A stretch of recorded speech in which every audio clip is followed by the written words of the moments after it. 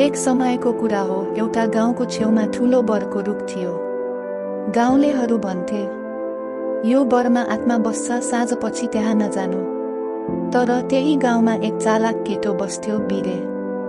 ऊ निडर थियो र अलिकति जिज्ञासु पनि। एक दिन बिरेले सोच्यो, हेर्नुपर्छ, साँच्चै भूत छ कि मानिसको डर मात्रै हो। साँझ पर्नासाथ ऊ बरको रुखमुनि पुग्यो। हावा चल्दै थियो, पातहरू हल्लिरहेका थिए।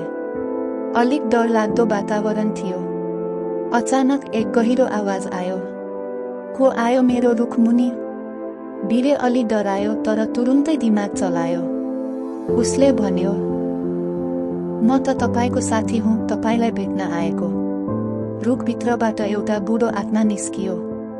उसले भन्यो, साथी, मानिस त मलाई देखेर भाग्छन्। बिरेले हाँस्दै भन्यो, म भाग्दिन, म त तपाईसँग कुरा गर्न आएको। बुढो आत्मा खुसी भयो। धेरै वर्षपछि उसले कसैसँग कुरा गर्ने मौका पाएको थियो। बिरे र आत्मा साथी बने। आत्माले उसलाई धेरै कुरा सिकायो, जङ्गलका रहस्य, जीवनका ज्ञान र चालाकी। एक दिन आत्माले भन्यो, म तिमीलाई एउटा शक्ति दिन्छु, तिमीले जे बोल्छौ त्यो केही हदसम्म सत्य हुन्छ। बिरे खुसी भयो, तर उसले त्यो शक्ति राम्रो काममा प्रयोग गर्न थाल्यो।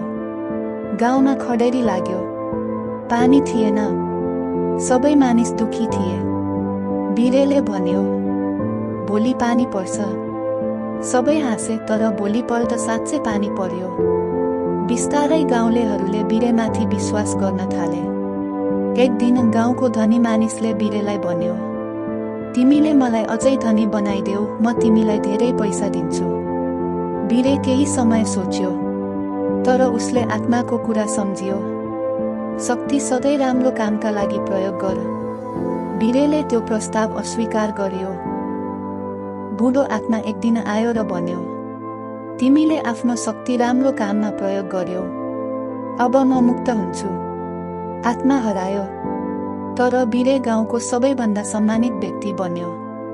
कथाको शिक्षा, बुद्धि र शक्ति राम्रो कामका लागि प्रयोग गर्नुपर्छ। डरभन्दा साहस ठूलो हुन्छ। लोभले मानिसलाई गलत बाटोमा लैजान्छ।